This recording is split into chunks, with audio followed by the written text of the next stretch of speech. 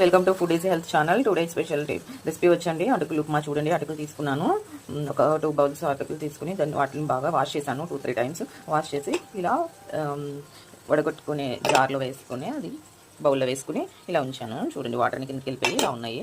So ఇప్పుడు మనం pan తీసుకుని ఆనియన్, ఒక టమాటో, తాలింపులన్నీ వేసాను. ఆల్రెడీ వేసాను చూడండి. 2 చిల్లి, ఎండుమిర్చి అన్నీ వేసి బాగా వేగాక తాలింపు వేగింది చూడండి. దీనిలో కొంచెం సాల్ట్, రుచికి సరిపడా సాల్ట్, పసుపు కూడా వేసుకున్నానండి. సో ఇప్పుడు మనకి తీసుకున్న అటుకులు ఇందులో మిక్స్ చేసుకోవడమే. చూసారు కదా వ్యూవర్స్, అటుకులు తీసుకుని దీనిలో మిక్స్ చేసేస్తున్నాను.